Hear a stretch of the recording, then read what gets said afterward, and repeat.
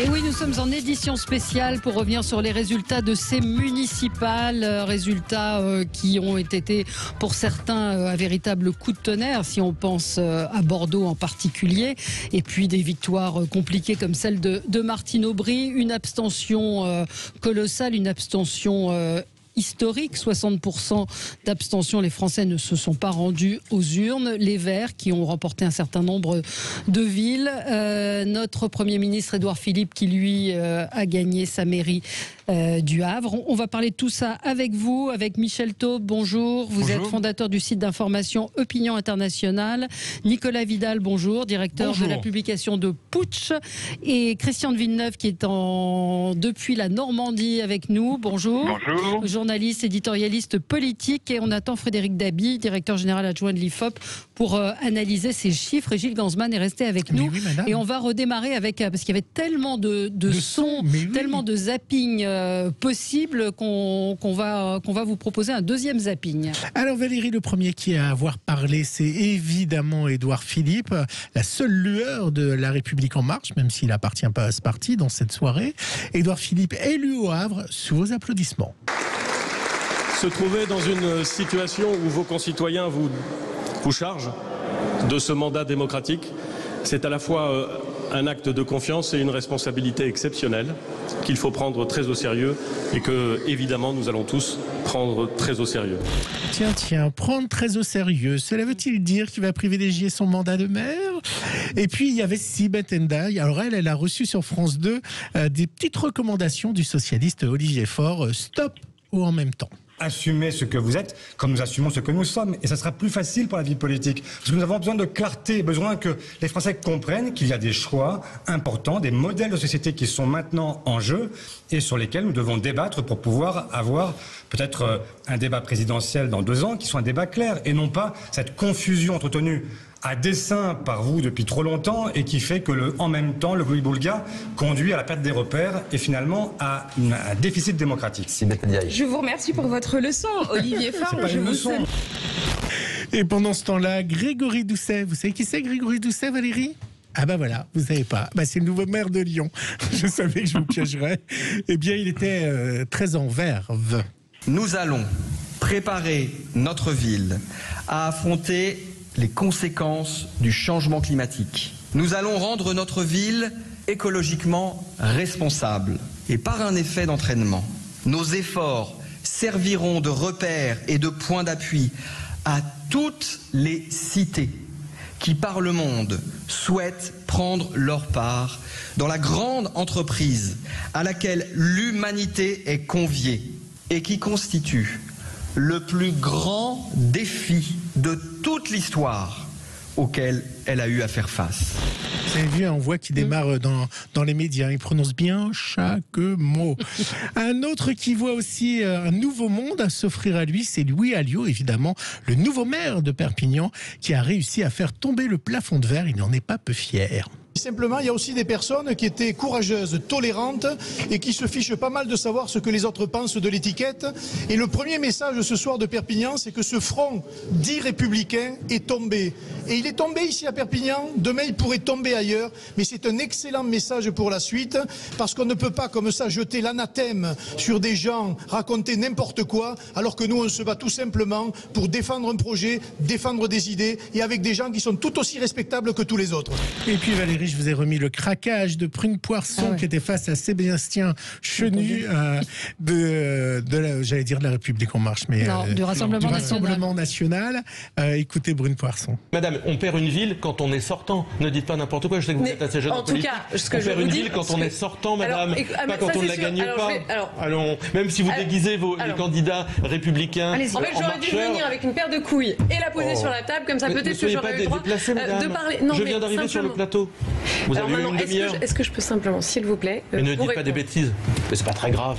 Peut-être que ça l'aurait bien plu à Sébastien Chenu qu'elle vienne avec une paire de couilles. Oh Gilles, non Gilles, franchement, il y a quelqu'un qui vient de dire c'est bien que Gilles soit là, il est cultivé et apaisant. Les femmes ont le droit de faire preuve de virilité. Virilité, c'est avoir des couilles, pardon. Non, on peut poser la question. Je pense avoir des couilles, c'est déjà pas mal. Non, oui. Gilles, oui, pardon, Christian de Villeneuve. Non, le débat. Le débat démarre très fort, effectivement. Le débat, mais c'est vrai que c'est une des sorties qui a été très très remarquée hier. Je voulais commencer peut-être avec c'est ce matin dans le Figaro, Guillaume Tabar qui dit Emmanuel Macron voulait enjamber les municipales, il doit veiller à ne pas se prendre les pieds dans les résultats. Pour ne pas dire autre chose. Pour ne pas dire autre chose. Peut-être petit tour de table ressenti des uns et des autres. Christian de Villeneuve, qu'est-ce que vous avez retenu de cette élection ? Écoutez, la première leçon, c'est le fiasco démocratique, puisque effectivement seulement 30% des faits sont déplacés, ce qui veut dire que dans la majorité des cas, les élus représentent seulement 20% des électeurs. Donc c'est le vrai problème. Mais puis il y a un fait plus positif qui m'a marqué, que 50% des 10 plus grandes villes seront gérées par des femmes, puisque c'est Paris, c'est Marseille, Rennes, c'est Nantes, c'est Strasbourg. Donc voilà, au nom de la parité, c'est quand même une évolution intéressante. Mais je suis d'accord que ce qui a marqué, c'est cette abstention, 60%. Les Français râlent, les Français ne sont pas contents. Moi, j'ai vu des remarques totalement stupides de gens parler de mascarade démocratique. Non, la mascarade démocratique, c'est quand on ne va pas voter, Nicolas Vidal. Alors moi, je pense que c'est le dernier stade avant le naufrage démocratique. Très clairement, ce qui va donner, à mon sens, une insurrection silencieuse qui est en train d'émerger. Vous avez raison de le noter, Valérie, par rapport à ça, mais je crois qu'aujourd'hui, la classe politique est totalement décrédibilisée. Et ce qui se passe, à mon sens, sur cette élection des maires, c'est la première fois avec une République qu'aujourd'hui, elles sont boudées à ce point. Ce qui veut dire que ce cancer ce cancer, à un moment donné, de la défiance à la classe politique est en train de toucher le dernier bastion local, celui des municipales. Donc c'est très grave. Je finis là-dessus. Quand j'ai entendu hier soir tous les hommes politiques, finalement personne n'avait perdu et la REM c'était finalement clivant, c'était assez concerté. Mais je veux dire par là, c'est qu'à un moment donné, les discours que j'ai entendus hier soir des différents représentants politiques qui sont succédés sur les chaînes info et sur le service public, tout le monde avait gagné et tout le monde nous a dit oui, vous comprenez, c'est un message fort qu'on veut nous envoyer. Mais ça fait 25 ans que j'entends ça. Depuis que je suis la politique, j'entends ça tout le temps. Donc ça m'inquiète beaucoup. Moi j'ai trouvé qu'ils étaient un tout petit peu plus modeste que d'habitude, globalement. Alors, en octobre en dessous, alors. Et quand même, pourquoi cette grève civique, comme l'a dit Jean-Luc Mélenchon, qui était un des premiers à commenter hier soir, c'est que c'est pas uniquement dû à une condamnation de tout le personnel politique, c'est aussi la faute au chef de l'État qui a maintenu les élections municipales à une période où, encore une fois, les Français avaient autre chose à gérer, qui était la crise du coronavirus. Et c'est quand même aussi cela qui explique la désaffection électorale. C'est pas que un démenti sur les choix politiques des uns et des autres, c'est aussi le fait que le pouvoir politique a pris le risque, et les Français lui ont donné tort, de maintenir les élections municipales déjà au premier tour, puis au deuxième tour, alors que nous avions d'autres priorités. Et qu'il y a une insincérité du scrutin au niveau national qui, à mon avis, entache très fortement l'élection des maires. Donc je pense que la raison, elle est liée aussi avant tout, et moi c'est dès la mi-mars que j'ai défendu l'idée qu'il ne fallait pas tenir les élections municipales, qu'il fallait les reporter d'1 an pour pouvoir gérer en priorité la crise du coronavirus. Et d'ailleurs je regrette que hier soir, que ce soit à Paris, à Lyon, à Strasbourg, personne ne portait de masque. Et tous les vainqueurs étaient agglutinés les uns aux autres. Et je suis désolé, si on nous dit qu'il y a des clusters qui ressurgissent un peu partout, et ben il risque d'y avoir des clusters au lendemain des élections municipales. C'est ce qui m'a frappé hier, c'est ce qui m'a le plus frappé hier, c'est de voir ces gens sur ces estrades, que ce soit à Paris, Édouard Philippe, le premier, je suis d'accord, mais c'est irresponsable. Et le président de la République hier qui est allé voter au Touquet, entouré de... On a l'habitude, puisqu'il a reçu le président tunisien il y a une semaine sans masque, il a été rendre hommage au colonel de Gaulle en pleine crise du coronavirus. On pèlerinage en Saint-Denis aussi. Voilà, donc avec Emmanuel Macron on a l'habitude. Mais hier soir, c'était irresponsable. Et il faut redire aux Français, aujourd'hui, il y a encore la crise du coronavirus, la pandémie, elle est encore là, et il faut porter un masque lorsqu'on sort de chez soi ou du studio de Sud Radio. Christian de Villeneuve. Non, mais l'abstention se vérifie de suffrage, de scrutin en scrutin, et s'agrandit de scrutin en scrutin. Ouais. Il y a François Bayrou a fait une proposition assez intéressante hier soir, c'est d'envisager le vote par Internet. Et de Rugy, par ailleurs, lui a proposé de rendre le vote obligatoire. Je pense que je pense que c'est des propositions auxquelles il faut réfléchir parce qu'on ne peut pas continuer à avoir un déficit démocratique de cette nature. Mais je vois un auditeur qui nous dit nous ne sommes pas dans une dictature, si on n'a pas envie de voter, on ne vote pas en démocratie. À Paris, il y avait 3 partis dont je fais partie d'aucun, donc je ne vote pas pour n'importe qui, comme en 36. On peut voter blanc, montrer qu'on est citoyen, montrer qu'on est responsable de ce pays, et qu'au lieu de manifester et au lieu d'avoir des gens qui brûlent des magasins, on peut aussi aller poser un bulletin de vote. Mais si vous ne vous reconnaissez dans aucun parti, on vote blanc et tout ça. Moi, ce que je regrette dans cette campagne... Vous faites comme Michel Onfray, qui vote blanc, qui s'abstient de voter et qui crée une revue intellectuelle qui fait croire qu'il va arriver demain au pouvoir. Moi, ce que je regrette dans cette campagne, et sûrement les Français ne se sont pas mobilisés, c'est qu'il n'y a pas eu de campagne. C'est que dans les émissions et les journaux, il y avait plus des professeurs venus parler du Covid, Raoult et tout ça. Il n'y a eu aucun débat sur le service public. Le service public n'a fait aucun débat. Vous n'avez aucun homme politique qui a été... Il y a eu quelques débats. Il y a eu sur les chaînes régionales, sur de Parisien. Oui, mais non, sur France 3, il y a eu des... qui a été organisé surtout sur le premier tour. Sur le deuxième tour, il y en a presque... Il y a eu un débat Hidalgo sur France 3 également. Les Français n'étaient pas du tout dans le coup de cette élection. Et comme vous dites, la presse n'a pas suivi. Il n'y a pas eu de campagne électorale. Il n'y a pas de campagne. Et moi, je redis la sincérité du scrutin, et je ne suis pas le seul à le dire, il y a des grands constitutionnalistes comme Didier Mauss qui l'ont écrit, qui l'ont dit, la sincérité de ce scrutin est profondément entachée parce qu'il y a une très faible participation consécutive, moins à mon avis un désaveu de la politique française qu'au fait que les politiques ont maintenu un rendez-vous. Michel, les Français sont sortis, sont dans les cafés. Je ne suis pas tout à fait d'accord avec vous. Ça a joué à la marge, je suis d'accord, mais on ne peut pas exonérer finalement la valeur démocratique du Covid en disant les gens ne sont pas allés voter pour le Covid. D'ailleurs, on pourra parler de la Corse et de la Haute-Corse, il y a une participation plus importante, et ça c'est extrêmement intéressant. Et c'est pour ça que je crois que le déficit démocratique, il est vraiment extrêmement probant. Et là, on a un malaise très profond. Et on va en parler. Oui, on en reparlera avec Frédéric Dabi aussi. Christian de Villeneuve, Covid ou pas, cette abstention ou rejet de la politique? Vous l'avez exprimé tout à l'heure, c'est quand même dans la suite logique de ce qui s'est passé, de ce qui se passe à chaque élection. Exactement. Donc il y a un désaveu. Il y a un amour à l'égard des politiques. Ça, c'est quand même très clair. Moi, je crois aussi qu'il y a quand même on traverse une période particulière même, et que les Français ont l'esprit ailleurs actuellement. Voilà. En plus, si vous vous rendez compte, on est le 28 juin ou le 27 juin, je sais plus. Il y en a une partie qui prépare les vacances, il y en a d'autres qui essayent de sortir du confinement, et que effectivement, il n'y a pas eu de campagne, il n'y a pas eu de meeting. Même, par exemple, il n'y a pas eu de réelle campagne sur la télévision publique d'intervention. Donc, les esprits étaient ailleurs. Donc, c'est important.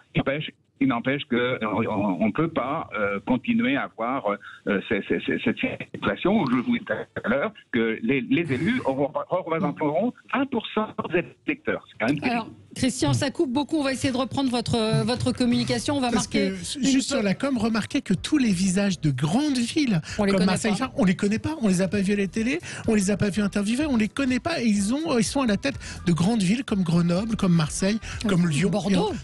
Et on les a jamais vus. Oui, mais avec un point d'abstention très fort. Et ça, je crois que c'est un cas sur lequel on ne peut pas s'exonérer de penser. Alors, on y revient dans un instant. 0826 300 300 si vous voulez réagir, intervenir. On vous attend au micro de Sud Radio. À tout de suite. Retour sur les élections municipales et les résultats d'hier soir. Abstention record. Beaucoup d'élus verts, beaucoup de femmes, comme le notait Christian de Villeneuve. Et on a en ligne avec nous Muriel qui nous appelle de Béziers. Bonjour Muriel. Eh ben, bonjour Valérie, puis bonjour à tout le monde. Bonjour. Votre mère a été réélue tout de suite, hein? Oh ben nous au premier tour, alors donc il n'y a pas de problème. Par contre c'est pareil, il y avait eu un très gros taux d'abstention puisque c'était le début du Covid, donc voilà. Hein. Moi je trouve que bon déjà ces élections municipales partout en France ont été un peu tronquées, on le voit par l'abstention, hein, c'est sûr. Bon, ce qui m'a marqué un petit peu, alors quand vous dites vague verte, bon à part quelques grandes villes, mais non parce qu'on est tous quelque part écolos dans l'âme. Alors donc voilà. Ce qui était attendu dans le sud, par chez nous, c'était l'élection d'Alliot. Voilà, il a réussi à prendre Perpignan au bout de 4 fois. Ménard l'a bien encouragé. Par contre, où je suis très très étonnée, c'est à Lyon, parce que quelqu'un qui passait pas dans les médias, etc. Là, alors, je suis très très surprise. Voilà. Après, écoutez, moi je retiendrai qu'une chose, c'est vraiment le taux d'abstention énorme, et faire des élections dans ces conditions-là. Ouais. Voilà. Par contre, tous les maires. Par contre, le gros parti où il y a le plus d'élus, c'est quand même les LR. Voilà. Oui, enfin, je sais pas si... oui, Michel Taube. En tout cas, il y a une chose qui est certaine, c'est que quand je lis la une du Figaro, alors il y a des caméras, la déferlante écologiste sur la gauche. Voilà, mais la déferlante écologiste, il n'y a pas de déferlante écologiste. Il y a une quinzaine de villes en France qui sont prises par les écologistes. Surtout, comme je l'ai écrit dans mon édito ce matin, quand même des villes écolo-bobo, j'ai envie de dire, exactement ça. Un pouvoir d'achat quand même important, notamment pour la dizaine de villes de taille moyenne écolo. Ce sont des villes qui sont plutôt, tant mieux pour elles, à pouvoir d'achat important. Mais la réalité, c'est que ce sont surtout les républicains et les socialistes qui ramassent la mise dans les villes moyennes de France, et qu'il y a de nouveau, comme on l'a vu dans des précédents scrutins, deux France qui vont s'affronter, une France écolo-bobo des grandes villes face à une France plus profonde, où là, effectivement, les partis traditionnels reprennent très fortement du poil de la bête, les républicains à droite, les socialistes à gauche, et c'est ça qui est important. Alors évidemment, avec la Bérésina pour la Macronie, mais c'est vrai que voilà, c'est surtout ça, moi, que je retiens, et il n'y a pas de déferlante écologiste en France. Non, c'est pas une. Moi, le verre est dans la rose. Oui. Non, mais je suis assez d'accord avec Michel Taube là-dessus. Effectivement, les écolos, il faut voir les villes. Il faut voir les villes où ils ont gagné, avec toujours état d'abstention. Je les ai là, c'est hallucinant. Lyon, c'est 62-24 d'abstention. C'est-à-dire qu'aujourd'hui, vous avez raison, Michel Taube, de dire que les gens qui se sont déplacés, c'est les écolos bobos aisés, très aisés, qui ont quitté Paris pour certains, qui sont venus se vivre dans les villes et qui veulent une certaine révolte des peupliers. Et je trouve effectivement que ces titres-là, dans la presse ce matin, la vague écolo, enfin, concrètement, il va falloir regarder, mais c'est totalement, et ça marque aussi, je finis là-dessus Valérie, que ça marque aussi cette fracture des France, ce que j'appelle moi les élites mondialisées, voilà, ceux qui prennent les avions, qui vont à l'étranger pour les vacances, et puis la France périphérique, la France périphérique des petites communes qui s'est majoritairement abstenue et a raison. Et dernier point, écolo, c'est plutôt pastèque, c'est-à-dire c'est vert dehors et c'est rouge dedans. Oui, alors voilà. on va voir avec Frédéric Dabi qui nous a rejoint. Bonjour Frédéric Dabi, directeur général adjoint de l'IFOP. Alors, vous avez entendu ce qui vient d'être dit. On parle de vague verte ou pas et est-ce que ce sont les bobos riches qui sont allés voter ? C'est relativement caricatural et j'attends toujours qu'on m'explique ce qu'est un bobo. Vague verte, je nuancerai. Si on prend les villes de plus de 10 000 habitants, en France, il y en a environ 1000. On a toujours les Républicains qui en dominent le plus, même s'il y a un recul des Républicains. On a quand même des grosses villes comme mais Bordeaux. On est d'accord, mais quantitativement, les Républicains sont sur la lancée de 2014. On ne parle pas du fait que le PS a récupéré beaucoup de villes, mais c'est un effet de balancier après la défaite historique de 2014.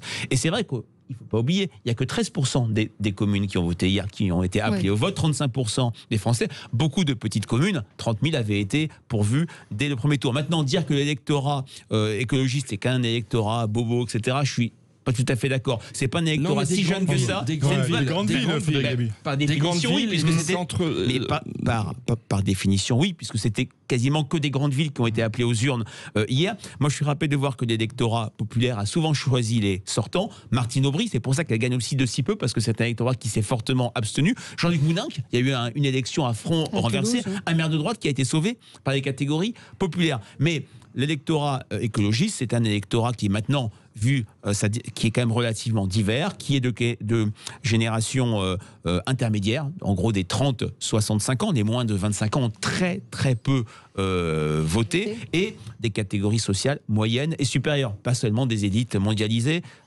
qui, à mon avis, va être plutôt à droite pour les maires sortants. Oui, mais il y a quand même des grosses pertes sur des villes. On pense effectivement Perpignan, Marseille, Bordeaux. Marseille, soyons prudents. La gauche Marseille, a gagné largement encore, en voix. On se souvient qu'en 83, Jean-Claude Gaudin avait gagné en voix et perdu en siège. Je pense qu'elle est quand même bien partie, Michel Orbirola, mais c'est Samia Ghali sur un secteur qui peut tout faire basculer. Perpignan, c'est autre chose. C'est quand même une dynastie Alduy, Pujol qui était complètement discrédité avec 3 listes de droite au premier tour et l'échec d'une sorte de front républicain a empêché l'UIO, qui avait mis de côté tous les oripeaux, si je puis dire, du Rassemblement national, de gagner. On est quand même sur une collection d'élections et c'est toujours difficile de faire des tendances nationales. En tout cas, les partis de l'Ancien Monde se sont pas si mal portés que ça. Les écologistes ont poussé. Le fait majeur, c'est aussi la déconfiture totale de la République en marche. Même Strasbourg, qui leur était promis, n'a pas été gagné. Oui, ce matin, j'ai entendu, c'est juste pour l'anecdote, quand on parlait des candidats qui sont effectivement connus peut-être dans leur région, mais pas de l'ensemble, on parlait de la maire de Strasbourg en disant connue pour ses études pour la défense du grand hamster d'Alsace. Voilà. Et qui malheureusement, et comme je l'ai dénoncé dans mon journal, a parmi ses colistières une femme qui porte un hijab et je trouve ça fort regrettable puisque cette dame qui est certainement très respectable, qui est une responsable d'association à Strasbourg, va vendredi ou samedi siéger au conseil municipal en portant un signe religieux, qu'il soit musulman, juif ou autre, peu importe. Et je trouve que cela contrevient à la laïcité française. Ouais. Christian de Villeneuve, vous avez entendu l'analyse de Frédéric Dabi. Pour vous, c'est une vague ou une vaguelette verte? Je ne sais pas. Mais non, ce qu'on peut remarquer aussi, c'est que la progression des écologistes se fait grâce à l'alliance avec le PS. Ils se sont rendus service l'un et l'autre. Le PS s'est un peu verdi et les écologistes se sont assagis, disons. Après, maintenant, il y a tout le problème pour ce pôle de gauche, ce pôle social-écologique, ça va être quand même un problème de leadership. On connaît les Verts, leur capacité à se diviser. Donc, il y a d'abord un problème de leadership au sein des Verts, et puis entre le PS et les écologistes, il y aura également un problème de leadership. Donc je crois que le plus dur commence pour cette alliance sociale écologiste. Absolument. On y revient dans un instant. Appelez-nous si votre ville a changé de maire, si vous avez gardé votre maire, si vous êtes allé voter, si vous n'y êtes pas allé, pourquoi n'y êtes-vous pas allé? Beaucoup d'entre vous disent je ne me reconnaissais pas dans les candidats. Certains nous parlent de candidats corrompus. Cette abstention interroge tout de même. Et puis on va parler effectivement de la Bérésina pour la République en marche qui n'a pas réussi. C'était prévisible, mais ça fait quand même mal. Notamment aussi. Sur Paris ou Marseille, sur les plus grandes villes, absolument. Allez, à tout de suite. Avec vous sur Sud Radio pour une édition spéciale autour des résultats des municipales hier soir avec Michel Taube, Nicolas Vidal, Frédéric Dabi et Christian de Villeneuve. On a évoqué l'abstention. Alors vous êtes nombreux à réagir autour de l'abstention. Non, le vote blanc n'est pas pris en compte, mais ça fait partie des suggestions qui ont pu être faites hier, c'est-à-dire de le prendre en compte. Si on rend le vote obligatoire, le vote blanc devrait être... Il est quand même pris en compte dans la mesure où depuis une dizaine d'années, on l'a dissocié du vote nul. Ouais. Mais il ne compte pas dans les suffrages. Mais il ne compte pas dans les suffrages, absolument. La claque pour la République en marche, c'est quand même l'un des enseignements aussi de ce scrutin. C'était attendu, mais tout de même, c'est violent. Voilà, le premier tour avait été conforme aux enquêtes d'opinion, c'est-à-dire une très grande difficulté pour En Marche, parce que le vote aux élections municipales repose sur un triptyque bilan, projet, incarnation, et un parti aussi nouveau en était dépourvu. Non, là, il y a des symboles particulièrement forts sur les 3 grosses villes, Paris, Lyon, Marseille. Marseille, 1% pour Yvon Berland qui était présent sur un seul secteur. Lyon, la fin de l'Arc Colomb. Et puis Paris, nos premiers sondages, Valérie, FOP Fiducial pour Sud Radio et le JDD, donnait Benjamin Griveaux en avril 2018 en tête face à Anne Hidalgo. Et puis ils sont allés de déconfiture en déconfiture. Une campagne horribiliste. Et puis symboliquement, Agnès Pannier-Runacher battue, Marlène Schiappa battue, Agnès Buzyn qui n'est même pas conseillère de Paris. Les seuls conseillers de Paris En Marche seront des personnes qui appartenaient à l'Ancien Monde. Florence Berthoud, qui était élue depuis 2014, et Delphine Burkli, qui avait fait basculer le 9e de la gauche vers la droite en 2014 également. Oui, c'est une claque attendue, mais une nouvelle fois, moi, c'est mon idée. Je pense qu'Emmanuel Macron, il s'en fout des municipales, en fait, concrètement. Pour moi, c'est pas son but, concrètement. Il va passer très vite. Vous citiez Guillaume Tabar, notre confrère. Il est en jeune municipal. Emmanuel Macron, il a ce projet néolibéral dans lequel il fait passer la France. Et très sincèrement, les municipales, il s'en fout. Et puis, on sort quand même des Gilets jaunes, la réforme des retraites, on sort d'une série de choses. On ne peut pas dire qu'Emmanuel Macron soit le président de la 5e République ultra enraciné dans le territoire. Donc, moi, ça m'étonne pas du tout. Et une nouvelle fois, je pense vraiment qu'il s'en fout complètement. Après, après, c'est des coups d'éclat avec, vous l'avez dit, Frédéric Dabi, Marlène Schiappa, Gabriel Attal, tous ces gens qui se sont fait sortir minablement de Paris. Mais concrètement, voilà mon idée sur la règle. Est-ce qu'on peut s'en foutre? Non, alors à titre personnel, oui. Non, mais politique nationale, oui. Christian de Villeneuve, c'est pas toujours facile quand on est à distance d'intervenir. On vous écoute. Non, je ne crois pas du tout que le président puisse s'en foutre des municipales. Ça va le priver de liberté d'action, et en particulier, il va peut-être beaucoup réfléchir à l'idée de virer Édouard Philippe. De virer Édouard Philippe, et deux, l'éventualité, on en parlait beaucoup, d'un référendum. Après la claque qu'il a reçue, un référendum, ce sera avant tout un pour ou contre Macron. Et vu les résultats d'hier, je pense qu'il ne prendra pas de risque. Donc ça lui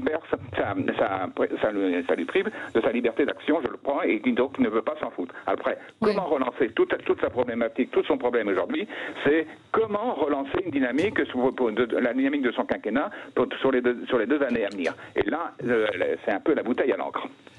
Seule lueur pour Emmanuel Macron, mais alors quelle lueur? C'est la victoire d'Édouard Philippe, et qui en fait a quand même un sens politique important. Il se rend un peu plus incontournable pour succéder à lui-même cette semaine, parce que s'il débarque Édouard Philippe, qui est le seul qui a obtenu le suffrage populaire, je pense que ce sera très très difficile à défendre. Avec 58% d'abstention, je pense, de votre contrôle, Frédéric Dabi. Même si la participation a progressé entre le premier tour et le second tour. Non, ce qui est très intéressant, on a vu par le passé des premiers ministres qui avaient une légitimité sondagière être sortis du gouvernement. Michel Rocard en 91, plus loin pour les moins pour les plus de 60 ans, Jacques Chaban-Delmas sorti par Georges Pompidou. Là, Édouard Philippe a eu une légitimité électorale. Et n'oublions pas, c'était toutes nos enquêtes récentes, c'est celui qui tient l'édifice macronien en surperformant dans les catégories de droite. Dans le dernier IFOP JDD, il a 71% de satisfaits dans l'électorat LR. C'est lui qui bouche l'espace et qui empêche LR de respirer nationalement. Donc son départ aurait vraiment des conséquences, mais c'est le choix du président. Et ce qui pose beaucoup de problèmes à une bonne partie de l'entourage de Macron, parce qu'il y a quand même des fortes pressions sur la partie gauche ou pseudo-gauche de la Macronie, notamment dans l'entourage proche du chef de l'État, pour remplacer Édouard Philippe. Et là, je pense qu'il ne pourra pas le remplacer. 0826 300 300 si vous voulez réagir. On a Olivier qui nous appelle de Bordeaux où justement ça a été un coup de tonnerre. Bonjour Olivier. Bonjour Isabelle, bonjour Valérie. Merci de m'accueillir. Vous voyez, ça c'est l'émotion. Bon, alors vous êtes content ou pas de l'élection de votre... Moi je suis très content. Je trouve que Bordeaux est très révélateur de ce qui se passe en France. J'ai entendu ce que disaient tous vos invités. Moi la première vague elle n'est pas verte, c'est celle de l'abstention, je crois, d'une part. Et c'est la vague du dégagisme. Je crois qu'on est encore là-dedans et que ça, il faut pas fermer les yeux là-dessus. Ensuite, alors Bordeaux, c'est intéressant parce que, pour tout vous dire, moi j'ai voté Poutou et je suis très content que Urmic soit passé. Voilà. Pourquoi? Parce que d'abord, on dégage la droite après 73 ans de chabanisme et de juppéisme. Et d'une bourgeoisie bordelaise quand même très... Mais pardon de vous interrompre, Juppé, il a fait beaucoup en matière d'écologie, non? Pour Bordeaux. En matière d'écologie, vous plaisantez ou quoi?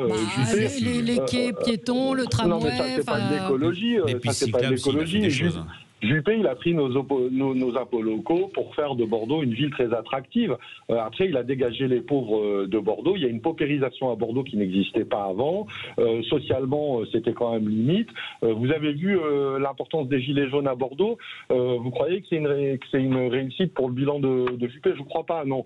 Je crois que justement, on s'y est pas trompé. Alors après, la gauche bobo des Verts, moi, honnêtement, c'est vrai, il y a sûrement une partie Urmic lui-même, c'est la bourgeoisie bordelaise, mais quand même, le programme était très social. Il y a beaucoup de choses avec lesquelles moi je suis d'accord dans le programme. Donc, il y a d'une part, je crois qu'il faut pas sous-estimer le besoin de verre des Français, surtout après le Covid. Vous savez, on a vu quand même que c'était vachement bien pour la nature et les animaux. Je pense que les Français, ils sont, de ce point de vue-là, il ne faut pas sous-estimer leur attachement à une politique qui ne soit pas destructrice de la planète. Or, aujourd'hui, c'est aussi l'échec du capitalisme. C'est pour ça que je trouve que cette élection, elle est très intéressante. Alors, ça va compliquer beaucoup de choses pour les présidentielles, probablement, mais c'est d'abord le dégagisme de la Macronie. Édouard Philippe, je pense pas que Macron.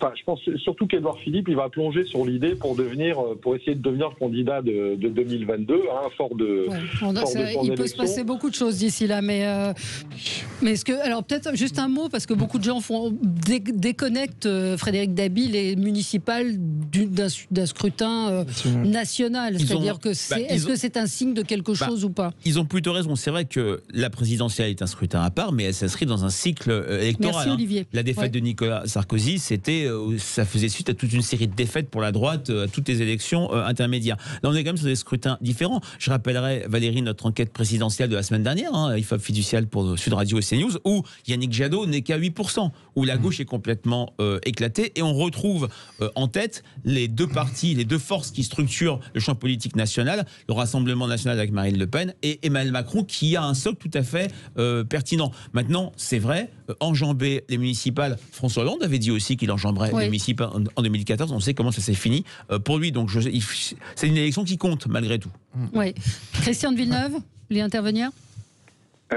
Non, sur ce que dit sur le fait que ce soit un signe ou non, ce vote vert, ce qu'évoquait Olivier de Bordeaux. Ah oui, non, mais qu'il y ait une poussée des thèmes écologistes, c'est évident, et c'est pas très nouveau. Non, moi j'ai le sentiment que l'échec de la République en marche s'est produit parce que je pense que l'électorat de gauche qui avait voté Macron est repassé à gauche. Et donc aujourd'hui, le président est franchement ancré à droite, et c'est la raison pour laquelle il ne peut pas se séparer, à mon sens, il ne peut pas se séparer d'Édouard Philippe. Il peut pas se séparer, voir son électorat de gauche partir et en même temps son électorat de droite. Oui. Et en plus virer Édouard Philippe ferait d'Édouard Philippe un candidat potentiel pour 2022 extrêmement dangereux. Oui. Moi, il était très éclairant le témoignage d'Olivier à Bordeaux, et j'avais pas vu les choses comme ça sur ce qui s'est passé pendant le confinement avec le retour des oiseaux. D'ailleurs à Paris, je me rappelle très bien que le premier jour de confinement, j'ai senti d'ailleurs les maraîchers parisiens avec cette odeur un peu de fumier, et c'était extrêmement agréable pour moi qui vient vraiment de la province du Sud. Exactement. Non. Alors la première semaine du confinement, quand j'ouvrais mes fenêtres très tôt le matin vers 7h, j'avais tout effectivement le Roland Deschamps de Paris-Est, la grande région Paris-Est vers Provins. J'ai trouvé cette odeur extrêmement intéressante. C'était un peu ma Madeleine de Proust, Frédéric Dabi pour moi. Mais je reviens. Ma maraîchère de Proust. Mais je veux dire par là, c'est que je continue à penser, moi, que cette élection, et on en a reparlé, dégagisme peut-être, mais surtout qu'il y a une énorme fracture entre la France périphérique et la France des métropoles, des grandes villes, Montpellier, Toulouse, Lille, on en a parlé. Et je crois très sincèrement qu'il faut faire ce constat-là, et je l'ai dit en début d'émission, ce dégagisme est en train de saisir les municipales, ceux qui n'avaient jamais été le cas. Et je continue à penser que le Covid a joué une part très mineure dans le nombre de déplacements, parce qu'à Paris, on a vu quand même que les bars étaient pleins, dans mon quartier, les bars étaient pleins, le reste aussi. Et il faut quand même, à un moment donné, tirer les leçons, mais il va falloir que tous ces gens-là, tirent vraiment les leçons de ce qui est en train de se passer en France. Je pense que c'est une insurrection silencieuse. C'est vrai que l'inquiétude sanitaire avait pas mal reculé dans beaucoup de villes. Elle était quand même là. Hein. Il y a des exemples. Mais au deuxième tour aussi, hein, c'est nos enquêtes hebdomadaires. Il y a aussi l'inquiétude économique. Tout simplement, les Français n'avaient pas la tête à ça. Et c'est vrai que malgré une campagne extrêmement longue, par définition la plus longue de la Ve République, il n'y a pas eu de montée en puissance, il n'y a pas eu de crescendo, malgré des affiches extrêmement intéressantes, il n'y a pas eu de dramatisation qui traditionnellement drainait la participation. C'est aussi, plus largement, et là je vous rejoins, au-delà du Covid, le fait qu'il y a un cycle abstentionniste en France qui a aussi contaminé les municipales. On est passé entre 2001 et 2014 à plus 10 d'abstention. Christian de Villeneuve tout à l'heure. Et on risque de le revoir l'année prochaine avec les régionales, et les départements. Une remarque sur Facebook, la conclusion de ces élections sera l'élargissement de la fracture entre l'électorat bobo écolo des grandes métropoles et celui populaire de la France périphérique. Mais je ne suis pas d'accord, il y a beaucoup d'électorats populaires dans les grandes métropoles, il y a une vision des métropoles Olivier a dit qu'il avait voté Poutou. Oui, voilà, mais qui est complètement caricaturale. Oui, c'est vrai qu'il y a aussi des différences de pouvoir d'achat, mais l'idée que souvent on avance sur lequel dans les métropoles tout le monde serait riche, bien portant et mondialisé est complètement fausse. Mais les gens, Frédéric Dabi, finalement. Pardon de le dire. Oui, mais vous avez raison et je vous réponds par rapport à ça. On a sur ces électorats bobo, ce que j'appelle bobo mondialisé, que vous récusez en partie. Oui, parce que ce sont des gens qui ont un fort pouvoir d'achat. Ce sont des gens qui peuvent voyager à l'étranger. Ce sont des gens qui ont point objectif l'écologie, les poubelles jaunes, la révolution des peupliers. Ils ont aussi le pouvoir d'achat aussi. Oui, mais la France périphérique, cette France périphérique s'est paupérisée avec le temps depuis 2 ans, 3 ans, 10 ans et qui a émergé avec la révolte des Gilets jaunes et autres. Aujourd'hui, ces gens, on le disait, leur problème, c'est la fin du mois. Donc vous comprenez bien qu'entre le dégagisme politique et la non-réponse à leurs questions, à leurs revendications, à un moment donné, c'est un clivage très fort qui ne sort pas forcément dans les sondages. Mais d'ailleurs, la promesse écologiste, et c'est pour ça que je disais que c'est la pastèque, c'est vert en apparence, mais c'est très rouge à l'intérieur. Elle va très vite se confronter à la réalité sociale. Il faut quand même se rappeler d'où est parti le mouvement des Gilets jaunes. C'était sur la taxe carbone. Et donc certainement que dans ces grandes villes, ils vont vouloir rajouter des impôts locaux pour faire plus d'écologie. Est-ce que ça va être accepté par les citoyens? C'est pour ça que je pense qu'il y a un effet de décalage très important entre les unes des journaux et les médias hier soir qui se focalisaient beaucoup sur les écologistes et la réalité du pays qui est beaucoup plus complexe, où à mon avis c'est plus la droite et les socialistes qui ont eu beaucoup d'élus, et il y a ce côté la forêt, l'arbre qui cache la forêt, mais derrière l'arbre il y a une grande forêt, et je pense que on va la voir beaucoup en 2022. Et il va falloir se poser la question aussi d'Emmanuel Macron et des Verts. Comment est-ce qu'il va composer avec cet électorat-là? À midi, il reçoit les citoyens pour la conférence écologique. Il va essayer de récupérer déjà le vote écologiste. Ça va commencer. Allez, on y revient dans un instant. 0826 300 300. Appelez-nous. Est-ce que votre ville a changé de maire? Si vous n'êtes pas allé voter, pourquoi ne l'avez-vous pas fait? On vous attend sur Sud Radio. À tout de suite. Sud Radio. Parlons vrai. Sud Radio, parlons vrai. Sud Radio, parlons vrai. Parlons vrai. Parlons vrai. Lidl, meilleure chaîne de magasins de l'année, catégorie fruits et légumes. Allô patron? Oula, je crains le pire. Oh, désolé, mais vous allez voir rouge patron. En ce moment chez Lidl, ils font la caissette d'1 kilo de tomates cerises origine France à 4,49 €. 4,49 € la caissette de tomates cerises? Tu me mènes en bateau là? Non, en caissette d'1 kilo patron. Bah on est mal. Lidl, le vrai prix des bonnes choses. Catégorie 1, origine France. Nos 1500 supermarchés de proximité sont rigoureusement équipés pour garantir des conditions sanitaires optimales pendant vos courses. Plus d'informations sur Lidl.fr. Et si on assurait son mobile avec Orange? Moi, avec l'assurance 24 heures mobile, si je casse mon téléphone, on me le remplace en 24 heures. Ah ouais? Eh ben moi je suis assuré s'il tombe dans l'eau et en cas de vol. Ouais, en cas de vol plané, tu veux dire? Très drôle. Avec l'assurance 24 heures mobile, votre téléphone est remplacé en 24 heures en cas de vol, casse ou oxydation. Vous rapprochez de l'essentiel. Orange. Réservé aux abonnés mobiles Orange ou Soch. 12 mois minimum, remplacement sous 24 heures après acceptation du sinistre, garantie et conditions sur orange.fr. Contrat d'assurance souscrit par Orange, numéro Orias 13001 387 auprès de Cardiff Assurance Risque d'hiver. Sud Radio. En Dordogne. À Périgueux, sur 104.9. Norauto. Sur la route des vacances, on a tous besoin de fraîcheur. Alors cet été chez Norauto, c'est priorité à votre confort. Chez Norauto, jusqu'au 25 août, l'entretien clim avec 14 points de contrôle est à partir de seulement 59 €. Parce que mieux voyager, ça commence déjà par voyager au frais. Norauto. Conditions et rendez-vous atelier sur norauto.fr. Allô Colline, c'est Michael. Michael. Oui, tu sais, tu m'avais tiré les cheveux une fois en 6e B. Je me suis dit que je pourrais passer te voir pour le week-end du vin, ça te dit? À ce prix-là, vous n'aurez pas assez d'amis à aller voir. Le 1er juillet seulement, c'est le grand déstockage d'été sur Wigo.com avec des billets à 25 et 35 €. Wigo, let's go, on y va. Voir conditions sur Wigo.com. Intermarché vous propose d'écouter 2,95 €. Et oui, c'est le temps des copains chez Intermarché. Dès demain, le lot de 3 pizzas Fiorini, saveur 4 fromages, est à 2,95 €, soit moins d'1 € la pizza. Et même à ce prix, ça ne se fait toujours pas de prendre la dernière part. Intermarché, tous unis contre la vie chère. Jusqu'au 12 juillet, 3 fois 450 grammes, soit 2,19 € le kilo. Autre variété disponible. Modalité sur intermarché.com. Pour votre santé, limitez les aliments gras, salés, sucrés. Édition spéciale Sud Radio, 10h midi, Valérie Expert, débat. Avec vous sur Sud Radio, 0826 300 300. Êtes-vous allé voter hier? Êtes-vous satisfait du résultat dans votre ville? Il n'y avait que 5000 villes qui étaient concernées, mais des grandes villes. Vous l'avez dit tout à l'heure, Frédéric Dabi, Marseille, on attend toujours le résultat qui est vraiment sur le fil. Le résultat est tombé, oui, mais on attendra le vote au conseil municipal en fin de semaine. Parlons des différents partis. Le Rassemblement national qui donc a réussi à remporter une ville importante importante comme Perpignan, mais qui n'a peut-être pas obtenu tout ce qu'il espérait. Clairement, c'est un mauvais cru pour le Rassemblement national. Au premier tour, on a eu les maires sortants qui ont la plupart été réélus. On sait très bien qu'il y a une primo sortant très fort, une élection municipale.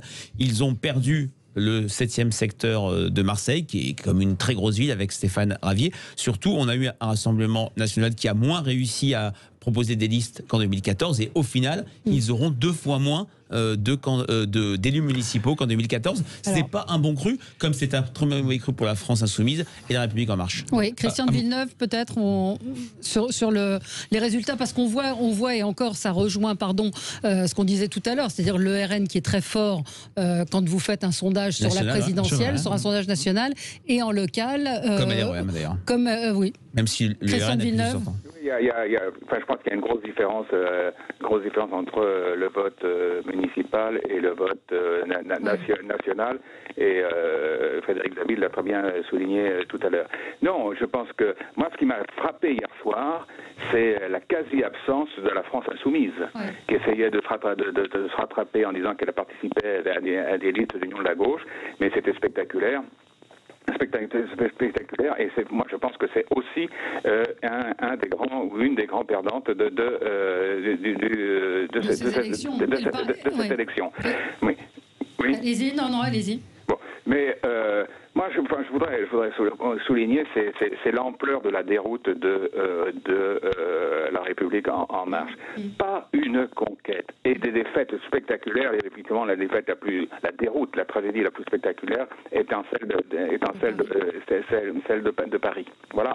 Oui, non, mais ça c'était attendu, prévisible, mais effectivement, pour le moins, à part Édouard Philippe, mais est-ce qu'on le considère comme la République en marche? Il n'est pas adhérent d'En Marche, mais il était majorité présidentielle, on ne peut pas lui enlever ça. On ne peut pas lui retirer ça, donc il y a une déroute tout de même. L'ère France Insoumise, pareil, mais déjà, on le savait, ils avaient essayé de prendre beaucoup de villes au Parti communiste, il y avait eu quelques enquêtes qui avaient été faites, on voyait très bien que c'était une véritable catastrophe. Ils ont présenté peu de listes, et par exemple, la France Insoumise s'était opposée au printemps marseillais, au nom du refus de s'allier avec les socialistes. Donc c'est quand même complètement perdant cette élection pour mais c'est là que Jean-Luc Mélenchon, et à mon avis c'est peut-être aussi pour ça qu'il n'avait pas la tête des bons jours hier soir, il mettait en avant la grève citoyenne et la grève civique, la grève civique et la catastrophe démocratique. Absolument, il avait tout à fait raison. Mais l'autre raison pour laquelle, à mon avis, il n'avait pas la tête des beaux jours, c'est que justement, il voit que les écologistes ont le vent en poupe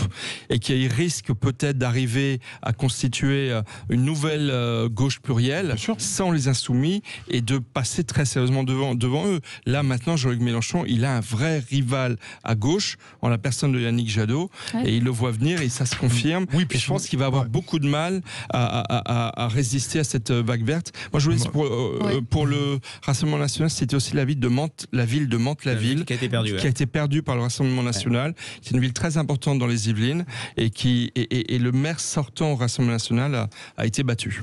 Comment vous l'expliquez ça?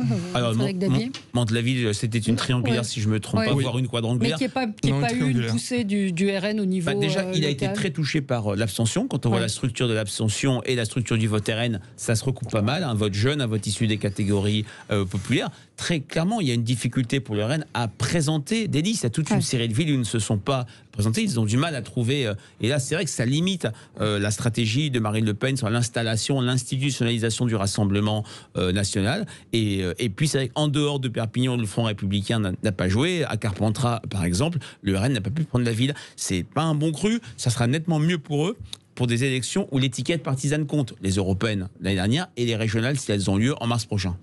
La République en marche a combien de villes au final? Mais quasiment aucune. Je crois qu'il y a peut-être Périgueux qui est tombé, mais je me trompe peut-être. C'est peut-être le PS qui l'a pris. Non, ils ont quasiment aucune ville, sauf peut-être quelques. Alors François Bayrou l'a emporté aussi. Il est modem, il est majorité présidentielle, mais vraiment ça se compte sur des doigts d'une main. Oui, puis c'est un baron, François Bayrou, dans son territoire. Mais pour revenir sur la LFI, effectivement, c'est une lampe d'échéance aussi, la LFI, au point de vue national et l'ancrage territorial. Et pour le RN, effectivement, c'est une vraie question qui va se poser pour les prochains mois sur l'enracinement, parce qu'on pouvait penser que le Rassemblement national allait s'ancrer dans les villes. On a vu notamment notamment, vous l'avez dit, sur des villes comme Carpentras et tout. Et je pense qu'il y a un vrai défi pour le Front National, mais à mon avis, c'est une lame de fond idéologique sur le Front National, avec des reculs très importants sur les politiques nationales et les politiques européennes. Le débat dans ce second tour, je continue à le dire, a très fortement impacté Marine Le Pen et sa crédibilité. Et je crois que les gens aujourd'hui, le Front National, il y a quand même des fractures qui se font et un renouveau idéologique qui va devoir être mis en place, notamment sur les questions, à mon sens, d'Union européenne qui seront centrales dans les prochains mois. On a en ligne Marie qui nous appelle de Paris. Bonjour Marie. Bonjour Valérie, bonjour à tous vos invités. Bonjour. Alors, vous êtes allé voter vous hier ? Alors, je suis allée voter, j'ai voté blanc parce que je votais à Paris et qu'à Paris, franchement, très déçue par Anne Hidalgo. Beaucoup d'idées, je suivais beaucoup de ses idées, mais franchement, Paris, c'est une catastrophe. Alors, il n'y a pas que les voies à vélo. À Paris, il y a la propreté, à Paris, il y a la délinquance, à Paris, il y a beaucoup de problèmes. Là, par exemple, elle a donné autorisation aux terrasses de café, mais c'est l'anarchie totale. Conclusion, quand vous êtes artisan comme mon mari, à 22h, vous êtes là à tourner en rond pour chercher une place pour vous garer. Donc, cette dame, elle prend des décisions, mais comme ça, et voilà. Enfin bref, il y aurait beaucoup à dire. Quant à Rachida Dati, j'avais pas envie de lui faire confiance parce que quand elle était ministre, elle m'a beaucoup déçue. Donc, c'est une bonne mère pour le 7e, j'en doute pas, mais pour Paris, voilà. Quant à Madame Buzyn, on n'a pas envie du tout de lui donner le portefeuille de Paris. Donc, je suis quelqu'un de très déçu. Je vois que ma ville, que j'adore, elle va pas s'arranger parce que les décisions, je suis dans le 18e et on a énormément de problèmes dans le 18e, d'émigration, d'insalubrité, de parking, enfin de tout. Là, par exemple, port de Clignancourt, allez-y, prenez à Clignancourt, vous pouvez plus passer boulevard Ornano, voilà. On est artisans et on a beaucoup de difficultés, voilà. Ouais. Mais oui, pour ceux qui habitent Paris, je pense qu'ils comprennent ce que vous êtes en train d'expliquer. Même si c'est pas représentatif, puisque l'élection a quand même donné une très nette majorité à Anne Hidalgo, y compris dans le 18e où Paris, comme d'habitude, est coupé en deux. C'est vrai, mais bon, le 18e fait partie des arrondissements de gauche. Mais c'est vrai qu'il y a une abstention très forte. Mais la personne qui a une très très grande responsabilité, c'est Agnès Buzyn, parce que comme elle est arrivée 3e au premier tour municipal, elle aurait dû se retirer pour pouvoir permettre au moins donner une chance à une alternance politique à Paris. Mais il y a beaucoup d'électeurs Buzyn qui seraient chez Hidalgo. Chez Hidalgo et d'autres chez Rachida Dati aussi, qui a fait plutôt un bon score, je trouve, au deuxième tour. Et c'est vrai qu'il y a aussi vraiment une grande responsabilité d'Agnès Buzyn, je tiens à le souligner. Allez, on marque une pause et appelez-nous 0826 300 300 pour nous dire ce que vous pensez de ces résultats. 0826 300 300. On est avec vous jusqu'à midi sur Sud Radio. Édition spéciale avec vous, auditeurs de Sud Radio, 0826 300 300 avec Christian de Villeneuve, éditorialiste politique, Michel Taube, fondateur du site d'information Opinion Internationale, Nicolas Vidal, directeur de la publication de Putsch, le média franc-tireur, et Frédéric Dabi, directeur général adjoint de l'IFOP. On a Josette en ligne avec nous. Bonjour Josette. Bonjour à tous. Merci de prendre mon appel une nouvelle fois. Et alors moi je voulais intervenir par rapport à l'abstention et reprendre un peu des choses qui ont été dites déjà tout à l'heure. Je suis absolument depuis très longtemps très favorable au vote obligatoire qui par exemple se passe en Belgique et ne pose aucun problème. Et comme quelqu'un a dit, si on n'est pas satisfait du choix proposé, il y a le vote blanc. Et ce qui est important, c'est d'abord parce que ça remotiverait l'esprit civique et surtout les résultats, ce serait une photographie plus juste. Vous êtes allé voter vous hier ? Vous aviez... non, parce que moi j'avais déjà mon maire dans mon petit village qui avait été largement ma mère, qui avait déjà été élue au premier tour. Et je voudrais profiter aussi, puisqu'on parle de mode de scrutin, quelque chose qui me tient à cœur depuis très longtemps par rapport au suffrage universel où on ne retient que 2 candidats, alors que des fois il y a c'est 0,0 quelque chose. Et on dit que les gens votent plutôt contre que plutôt pour. Or, si on pouvait permettre à des triangulaires et des quadritulaires, comme on dit, je pense que le résultat pour la présidence, on aurait plus la possibilité de voter pour que voter contre. Voilà, j'ai eu la possibilité de dire ce que je voulais dire, je suis très contente. Oui, alors, merci. Oui. Moi, j'aimerais dire quelque chose sur le vote obligatoire. En termes de citoyenneté, je suis favorable, effectivement. Après, presque une question à poser à Frédéric Dabi. Si tous les Français, en âge de voter, devaient voter, quelle en serait la conséquence? Est-ce que ce ne serait pas plutôt les extrêmes qui gagneraient des voix, dans le sens où beaucoup de ceux qui ne vont pas voter, qui ne vont jamais voter, ne se reconnaissant pas dans les grands partis traditionnels, et on le voit bien entre ceux qui ont une audience nationale, LERM, le Rassemblement national, qu'on ne retrouve pas au niveau de la proximité des intérêts de nos concitoyens, ça risquerait d'être assez désastreux, je le crains. Mais je suis pas tout à fait sûr, quand on fait une enquête d'opinion, par exemple, sur la présidentielle, on a très peu d'abstention déclarée. Bien sûr, c'est pas la réalité, et pour autant, on a des résultats qui sont toujours assez proches du résultat réel. Il y a eu aussi quand même, par le passé, des élections, une participation massive. La présidentielle de 2007 ou de 2012, on a dépassé 82%. Voilà, donc je pense que c'est difficile de pouvoir dire ce qui se passerait. Mais c'est vrai qu'il y a un électorat, mais est-ce que si on l'obligeait, il voterait quand même? Parce que c'est aussi une vraie question. Il y a une logique de vanité du vote. À quoi sert de voter? Voter est vain. Et il y a une désaffiliation qui touche quand même une partie importante de l'électorat, au-delà de la conjoncture liée au Covid à cette élection. Après, je prendrais le système à l'envers aussi. Il y a un problème d'offre politique. Bien entendu, des classes politiques, des partis qui sont représentés, on va dire proportionnels aussi pour les députés. Donc il y a toute cette offre politique. Et moi, je peux comprendre tout simplement qu'il y a des gens qui ne veulent pas aller voter parce qu'ils estiment qu'il y a des gens qui ne les représentent pas, qui ne portent pas la voix, qui ne portent pas la voix. Juste, quand vous avez vu certaines alliances entre les deux tours, des alliances complètement iconoclastes, mettre contre nature, comment voulez-vous que même moi, je ne vais pas en tant que citoyen et pas en tant qu'éditorialiste, il y a des fois je me dis, ils me prennent pour un imbécile là. Ils nous prennent pour des imbéciles. Donc je crois qu'à un moment donné aussi, l'offre politique, la classe politique, j'en parlais tout à l'heure, des défiances, ça va poser un gros problème et on verra comment ça va s'appeler la présidentielle 2022, parce qu'avec ce coup de tonnerre hier, une nouvelle fois, qui est quand même très important, on verra bien qu'en 2022, si les cartes ne seront pas rebattues et si les chiffres et les sondages vont complètement sombrer dans l'abstention absolue. Et je le souhaite pas, bien entendu. Voilà, mais que l'offre politique soit beaucoup plus large. Ouais, un auditeur nous dit qu'en Belgique, ils sont pas si contents que ça du vote obligatoire. L'offre politique à une présidentielle est quand même large. Au municipal, il y a eu des villes où il y avait énormément de listes. C'est pas seulement une question d'offre, c'est une question d'inadéquation, c'est une question aussi d'acte de vote qui n'apparaît plus comme le symbole de l'acte démocratique. Oui, la gauche unie, seule possibilité face à Macron. Elle existe, la gauche? Oui, alors la gauche unie a clairement un espace, on a vu aux élections municipales, où clairement il y a une sorte de revival de la gauche plurielle, plutôt menée par les écologistes, mais n'oublions pas que dans les villes où le PS était sortant, il a quasi systématiquement emporté devant les écologistes au premier tour, sauf Poitiers qui est passé chez les écolos. Mais du côté de la gauche, il y a un espace politique, c'est sûr, mais il y a un déficit d'incarnation. À droite, il n'y a plus beaucoup d'espace, surtout c'est Édouard Philippe Rest, mais il y a une incarnation. Est-ce que c'est Xavier Bertrand? Est-ce que c'est Valérie Pécresse? Est-ce que c'est François Baroin? C'est là le paradoxe du champ politique.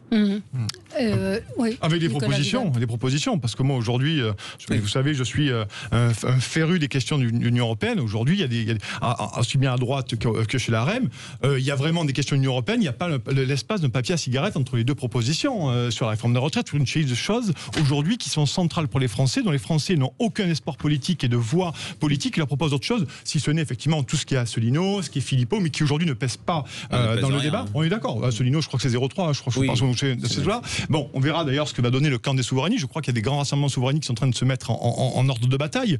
Mais une nouvelle fois, entre... Michel Onfray, c'est le nouveau champion des souverainistes. Mais comme j'ai écrit quelque part, le souverainisme, c'est l'ennemi de la souveraineté. Parce que la réalité... Mais c'est ça le vrai débat, je suis d'accord. C'est pas le débat des municipales, mais c'est le débat des 2 années à venir. Les 2 années à venir. Alors justement, la question était... Et la question est de savoir comment Emmanuel Macron va réagir face à ces multiples maires écologistes. Vous l'avez rappelé tout à l'heure, il va recevoir la conférence citoyenne. N'en déplaise à notre ami Vial, il va à Vidal. Allez-y, il va voir Angela Merkel. Bien entendu, mais bien sûr. Mais comme d'habitude. La présidence de l'Union européenne, et parce que effectivement, la France et l'Allemagne restent. Je finis là-dessus, Valérie. Et moi, je trouve que c'est une très bonne chose. Sur la convention citoyenne, est-ce qu'on va peut-être avoir l'idée de négocier le CETA ou d'abroger le CETA, du moins la ratification de la France par rapport à l'Union européenne sur le traité de libre-échange avec le Canada? Parce que ça aussi, en termes d'écologie, ça, c'est pas anti-écologique, parce que je rappelle qu'on a aujourd'hui près de 41 traités signés avec 75 pays au sein de l'Union européenne. Donc en termes d'écologie, je pense qu'il y a des gens qui devraient, et je finis là-dessus, le 23 juillet 2019, quand le CETA a été ratifié devant l'Assemblée nationale, on était 60, j'étais en tant que journaliste, il y avait 30 agriculteurs, il n'y avait absolument personne de l'Assemblée nationale pour demander des comptes aux députés qui allaient voter pour la ratification. C'était le volet arbitrage du CETA. Et ça, c'est un acte anti-écologique au possible. Non, Christian Villeneuve, comment est-ce qu'Emmanuel Macron peut réagir, composer avec cette, on va mettre des guillemets, à vague écologiste? Il est obligé d'en tenir compte. Il ne peut pas ne pas en tenir compte et quand même il est à l'origine de cette convention. Donc tout son problème, c'est d'essayer, à mon avis, de retenir les résolutions raisonnables. Disons. Enfin bon, et il va être obligé effectivement sans doute de verdir son programme. Et tout le problème est de savoir si concrètement dans le prochain gouvernement, il va faire appel à des écologistes reconnus. C'est voilà. Après, et tout son problème, il est également, c'est en maintenant, s'il maintient Édouard Philippe, qui on sait a une sensibilité écologique tout à fait relative. Donc il est dans une contradiction. D'une part, il doit quand même tenir compte de ses initiatives et du vote vert, et d'autre part, je pense qu'il ne peut pas se priver d'Édouard Macron, qui lui a une sensibilité écologique beaucoup plus réservée. Édouard Macron, vous avez dit. Mais peut-être que vous venez de dire la vérité du couple de l'exécutif. Mais ça risque d'être compliqué tout de même si le président de la République a dit qu'il voulait donner plus de place aux régions, plus d'autonomie. Ce matin, le nouveau maire de Bordeaux disait sur une radio concurrente: je veux poser la question de la 5G. Je trouve inadmissible qu'on puisse s'imposer sans en discuter aux habitants. La voiture, la majorité de l'espace public sera dédiée aux piétons et aux cyclistes. Il y a un moment où ça risque d'être compliqué. C'est-à-dire que si on s'oppose à la 5G, qui est une décision, c'est un exemple parmi d'autres, mais la 5G est un point de... Mais alors, c'est ça qui est assez intéressant, oui, sur le papier, mais il ne faut pas oublier que les alliances LREM, LR, dans toute une série de villes où les écologistes étaient plutôt bien placés, c'était justement pour dénoncer un manque de réalisme économique, le côté chaos que pourraient amener les écologistes. À l'exception de Toulouse et Lille, ça s'est joué à très peu de choses en faveur de Marcel Aubry, ces appels n'ont pas été relayés et n'ont pas été, si je puis dire, repris par la population dans leur vote. Mais c'est vrai qu'il va y avoir pour les écologistes au pouvoir, avec des personnes très peu connues, qui connaissent Grégory Doucet ou Jeanne Barséguian à Lyon et Strasbourg, là, une certaine confrontation avec le réel, la question de l'immobilier, la question d'insécurité, d'insécurité, même si... De communauté. Oui, bien sûr, Grenoble. C'était la ville laboratoire. Éric Piolle, quoi qu'on en dise, a été réélu assez nettement. Absolument. Oui. Donc il y a eu quand même une réussite des écologistes sur la gestion. Sur la gestion. Vous vouliez parler du Parti communiste aussi. Oui, le Parti communiste français, ça n'a pas été un cru formidable. Ils ont certes gagné quelques villes, ils ont récupéré Bobigny, Noisy-le-Sec, une troisième qui m'échappe, mais ils ont perdu des villes, leur plus grosse ville, Saint-Denis, qui est passée aux mains du Parti socialiste. J'avais parlé dans un coup de cœur dans une de vos émissions le fait que le maire communiste avait refusé l'alliance avec une liste d'hiver gauche où il y avait des indigénistes, dont M. Messaouden. Ils ont perdu également Valenton, Champigny, la ville de Georges Marchais. Valenton était au PC depuis 100 ans. Arles, qu'a gagné Patrick de Carolis. Une fois de plus, élection après élection, le tissu d'élus communistes, je ne dirais pas qu'il se réduit comme une peau de chagrin, il reste important. Il y a plus d'élus communistes que d'élus En Marche, hein. On est bien d'accord, mais il se réduit. Oui. Les communistes, le début de la fin. Oh, ça fait longtemps que c'est le début de la fin. Ils ont gagné des villes. Je pense que le début de la fin, ça remonte à la chute du mur de Berlin. Mais c'est vrai qu'ils résistent, et ça montre bien d'ailleurs aussi la capacité qu'a et que va avoir le Parti socialiste comme LR. Parce que tout ça, ce sont des partis quand même historiques, qui ont une longue histoire. Et donc, c'est très, très difficile. Et ça montre la difficulté pour des nouveaux mouvements comme les écologistes et encore plus le Rassemblement national. Ces grands partis traditionnels ont des assises qui remontent pour certains à plus d'un siècle. Cette année, on va fêter, entre guillemets, les 100 ans quasiment du Parti socialiste avec le congrès de Tours en 1920. Donc, tout ça, c'est de très, très longues histoires. Et il est difficile d'effacer cette longue histoire politique et politique. Oui, mais ça leur coûte cher par leur immobilisme. Voyez-vous, c'est-à-dire que le pays est dans une situation aujourd'hui compliquée. Nous savons tous que les gens aujourd'hui, une partie des gens, ne faisons pas de généralité, sont très très durs contre les partis traditionnels. D'ailleurs, on se rend compte que l'abstention, je vais en reparler, est un marqueur fort. Voilà, et c'est pour ça qu'on verra en 2022 les cartes risquent d'être sacrément redistribuées. Voilà. Oui, Christian Villeneuve sur le Parti communiste. Non, mais je sais pas, il représente encore quelque chose dans la banlieue, dans les banlieues parisiennes et un peu dans le sud. Mais c'est vrai qu'il a perdu aussi une ville très emblématique comme Aubervilliers. Voilà. Donc non, le problème c'est qu'on ressort en ce moment le concept de gauche plurielle. Et moi, je voudrais savoir que si les écolos s'inscrivent dans la gauche plurielle, si LFI va s'inscrire dans ce concept, le PS bien sûr, et que faire du PC. Oui. C'est tout le problème que va avoir Yannick Jadot. C'est tout le problème que va avoir Yannick Jadot, qui est un petit peu plus libéral, on va dire, que ses colistiers et ses amis, mais c'est vrai que le fond, la base d'Europe Écologie Les Verts est quand même très très à gauche et ne conçoit pas d'alliance avec des élus de droite, quand bien même mènerait-il des politiques écologistes très très fortes. Et c'est pour ça que ça va être très très dur pour Yannick Jadot, qui est beaucoup plus centriste que les autres. Bien sûr, et très clairement, les victoires des écologistes dans la plupart des villes ont été des victoires collectives. Le printemps marseillais, n'oublions pas que Michel Rubirola avait été exclu de ELV, c'est une victoire. Europe Écologie, bien sûr, mais également PS, PC. Toute une série de villes. Alors je mets de côté Strasbourg qui a été gagné face au PS, ou Poitiers où le maire PS était sortant. C'est pas une résurrection de la gauche plurielle, mais c'est quand même un attelage de gauche et qui, pour l'instant, n'a pas de traduction nationale faute d'incarnation, pour l'instant. Bien sûr, pour l'instant, il peut y avoir des personnalités qui pourraient émerger, et pas seulement Yannick Jadot, qui, il faut le dire, pâtit d'un déficit de notoriété extrêmement fort. Il n'a pas percé dans l'opinion publique, malgré son succès aux élections européennes. Le 9-3, donc la Seine-Saint-Denis qui passe à droite. Oui, plutôt la ville de Saint-Denis, c'est une ville que le PC gérait depuis presque 80 ans. Qui passe au socialisme. Qui passe au PS. Excusez-moi. Je ne sais pas si j'ai dit droite. Non, c'est Mathieu Hanotin qui avait échoué en 2014 d'environ 300 voix, qui là l'a emporté du fait de la division de la gauche pour les raisons dont on a parlé. Absolument. On va marquer une pause et on se retrouve dans un tout petit instant avec vous, 0826 300 300. Si vous voulez réagir, évidemment, vous pouvez nous appeler. On est à l'antenne sur Sud Radio avec vous jusqu'à midi. Sud Radio. On est ensemble sur Sud Radio jusqu'à midi. Vous retrouverez André Berkoff, le retour d'André Berkoff. Je suis avec Christian de Villeneuve, Michel Taube, Nicolas Vidal, Frédéric Dabi, et nous avons Patrick Mignon en ligne avec nous, qui participe régulièrement à l'émission, qui nous écoute et qui voulait réagir. Bonjour. Bonjour Valérie, bonjour à tous. Alors, oui, je savais que vous auriez une très bonne émission ce matin, différente de la langue de bois qu'on entend ailleurs. Donc c'est pour ça que je vous ai écouté. Je voulais revenir sur le manque d'appétit et donc le fort taux d'abstention. Vous avez évoqué tout à l'heure tous le vote blanc. C'est très bien, mais quand les gens votent blanc, c'est suivi de aucun effet. Ce qui fait que moi, à titre personnel, là je ne parle pas au nom du Parti chrétien-démocrate, à titre personnel, je me pose la question de savoir si il ne faudrait pas que lorsque ce vote blanc atteint ou dépasse 50%, eh bien l'élection soit de nouveau tenue avec un changement du panel des candidats. Parce que ça veut dire que 50% de gens ne se reconnaissent pas dans l'offre politique et donc, manifestement, ça sera une élection par défaut. Peut-être qu'au début, ça aura des conséquences importantes et que ça générera des surcoûts parce qu'il faudra retenir un tour ou un deuxième tour de telle ou telle élection.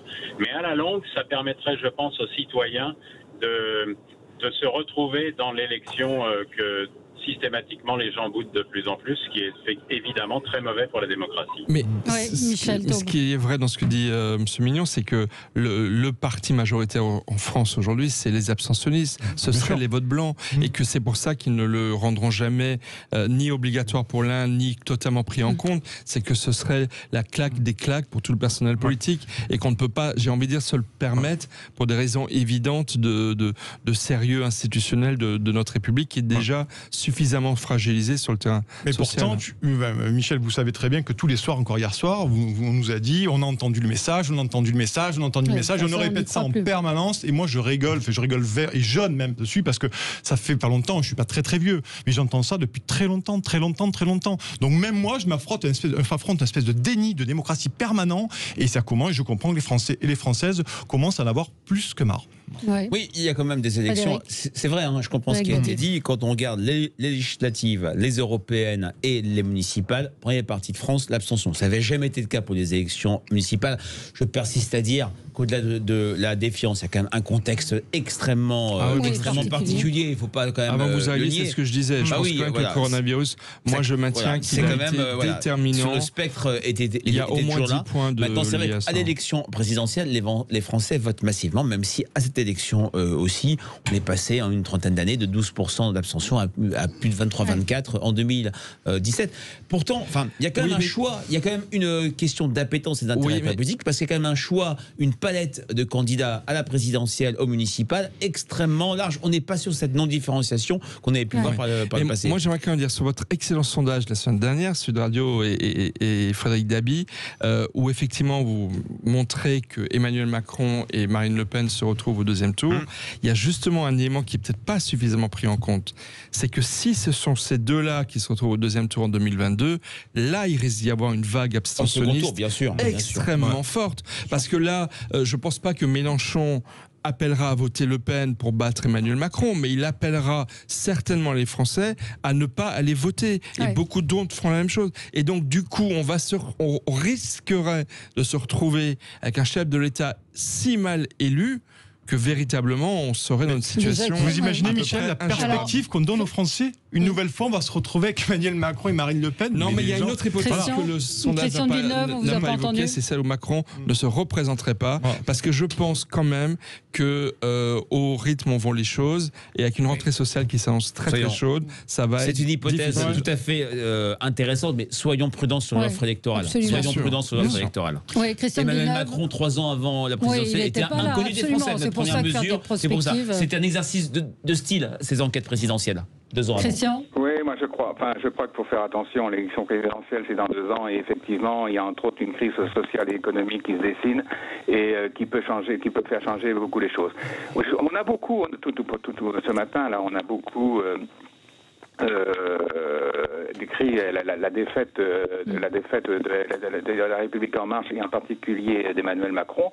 Mais effectivement, il faut quand même savoir, il faut quand même constater que dans les différents sondages, que Macron n'est pas mort. C'est-à-dire qu'il a un socle, encore très conséquent, qui oscille, je crois, entre 24 et 28%. Frédéric me confirmera. Et d'autre part, on ne lui voit, à part Marine Le Pen, qu'on connaît bien, on ne voit pas de leader se dégager, soit au sein de la droite, soit au sein de la gauche. Ou de la gauche, oui, absolument. Absolument. Oui, ce que dit Christian est vrai. Emmanuel Macron est en meilleure situation quantitative maintenant qu'avant la crise du Covid. C'est un président qui aura 3 fois rebondi assez nettement. Pour autant, je suis frappé dans les enquêtes qualitatives, où on fait parler les gens spontanément, à quel point sa parole est démonétisée, à quel point il y a un souci. On ne dit pas que c'est un menteur, comme on le disait pour Nicolas Sarkozy, mais il y a un manque de sincérité, et exactement toutes les qualités, tous les défauts qu'on retrouve comme des qualités chez Édouard Philippe, qui bénéficie d'une popularité maintenant en décalque sur celle d'Emmanuel Macron. Oui, absolument. Donc, et là, remaniement, pas remaniement, dans combien de temps? Aucune idée. À chaque fois, c'est vrai que c'est... On est entre nous, mais il y a toujours un décalage très fort entre le bouillonnement politico-médiatique et le très fort désintérêt des Français. Les Français ne sont pas sur une logique de casting, mais sur une logique de résultat.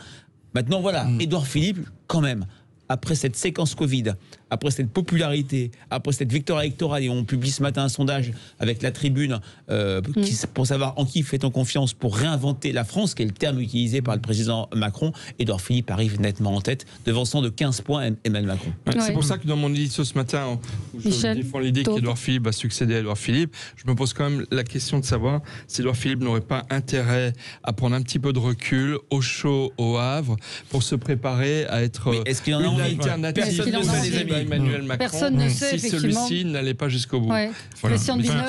Christian, vous qui êtes en Normandie, justement, pas très loin du Havre, qu'est-ce que vous en pensez? Non, effectivement, Édouard Philippe, d'abord, a fait un score formidable au Havre, parce qu'évidemment, au premier tour, il était très serré, et là, il a amplifié considérablement son score au second. C'est ce que je disais. S'il a une ambition présidentielle, il a intérêt aujourd'hui à quitter le gouvernement. Mais il n'est pas sûr qu'il ait cette ambition. Non, mais personne ne sait effectivement s'il a intérêt ou non à le quitter. S'il a des ambitions, peut-être qu'il a intérêt à quitter ce gouvernement. Bien sûr. Mais dans ces cas-là, ça gênerait particulièrement la droite qui n'aurait plus de candidat. Ou alors il se présenterait pour la droite. Bien sûr. C'est aussi une hypothèse qui est possible. Hein. On a un auditeur qui nous dit Le Havre, 104 000 inscrits, Édouard Philippe élu avec 25 000. Oui. Mais bon, j'ai envie de dire, moi je suis assez gêné par les discours qu'on ne tient pas ici sur l'illégitimité des élus. Les personnes n'avaient qu'à voter. Elles ont le droit de ne pas voter, mais on ne va pas culpabiliser les maires qui ont été élus. C'est comme si on disait ici que le quinquennat doit être supprimé parce que le référendum sur le quinquennat en septembre 2000, il y avait eu moins de 30% de participation. Mais c'est là où je dis aux gens, allez voter, où on ne peut pas hurler... Exactement, ils ont le droit de ne pas voter, mais il ne faut pas aussi jeter le propre pour ceux qui sont allés voter. Mais on peut quand même poser des questions sur la légitimité et sur les fondements de la démocratie, de manière à ne pas arriver à un crash test, parce que là, aujourd'hui, le remaniement ou pas remaniement en fin de semaine, je vais vous dire, les Français, c'est en contrebalance, concrètement, et l'électrochoc, ça sera soit une dissolution, soit des référendums sur des questions centrales. Mais la légitimité se pose quand même, Frédéric Dabi. Non, la légitimité pour les élus, j'ai envie de dire non, absolument pas. Ils ont été élus. D'ailleurs, moi, je suis frappé par le décalage entre l'abstention très forte, qui est en dissonance avec les précédents scrutins municipaux, et les enseignements du premier tour comme du second tour qui étaient connus, qui étaient écrits. On savait dans nos enquêtes, et le 15 mars, que la République en marche connaîtrait un très mauvais cru, qu'il y aurait une poussée écologiste, que les partis de l'Ancien Monde se portaient bien. Donc, l'abstention compte, c'est un élément, comme vous le dites, qui est un révélateur de notre mauvaise santé démocratique, mais on ne doit pas non plus délégitimer les résultats. Oui. Non, mais la légitimité, évidemment, elle est politique, elle est institutionnelle, elle est démocratique. Mais quand même, on n'a jamais eu, et vraiment, même le 68 n'a pas duré aussi longtemps, la légitimité, elle est contestée de plus en plus dans la rue. Enfin, on est dans un épisode là qui ne des épisodes d'une colère française qui ne s'arrête pas, et tout le monde nous prédit une rentrée sociale extrêmement difficile, et moi, que je retiens de ce débat, c'est ce décalage entre, effectivement, le sondage IFOP Sud Radio qui dit les deux principaux candidats nationaux, c'est Marine Le Pen et Emmanuel Macron, et c'est les deux qui ont eu soit une grosse défaite aux municipales, soit quasiment absents des municipales pour Rassemblement national. Ce fossé, ce décalage, il risque un jour de finir par craquer, et il ne va pas craquer sur le terrain politique, parce que là, les choses sont bien bordées par une 5e République quand même extrêmement puissante, mais plus sur le terrain social, et ça commence à coûter très très cher à notre pays. Ouais. Est-ce que tout le monde va se mettre à l'écologie ? Tout le monde est obligé aujourd'hui de se déclarer écologiste Oui et non. La préoccupation environnementale reste très forte, mais on voit aussi dans nos enquêtes la montée en puissance des sujets économiques. On est à l'aube, malheureusement, d'une crise, et d'ailleurs ça a commencé avec la litanie des plans sociaux. Je ne pense pas que la préoccupation environnementale s'effondre. On n'est pas sur la période de Sarkozy 2011. L'environnement, ça commence à bien faire. Les Français ne voient plus ces deux enjeux comme des enjeux antagonistes. Mais bien sûr, ils vont être relativement challengés. Maintenant, tout le monde peut se dire écologiste. La question, c'est la crédibilité, c'est les résultats. Sur Emmanuel Macron, c'est la cohérence. Et la cohérence dans la politique. Sur Emmanuel Macron, le seul domaine sur lequel il est taxé d'inaction, ce sont les questions et les enjeux environnementaux. Parce que c'est l'antithèse de sa politique. Bah, écoutez, on va voir effectivement cette rencontre qui a lieu en ce moment même à l'Élysée avec la Convention. Donc on en reparlera bien évidemment dans un instant. C'est André Berkoff qui revient en pleine forme. Bonne journée à l'écoute de Sud Radio. On se retrouve demain. Merci.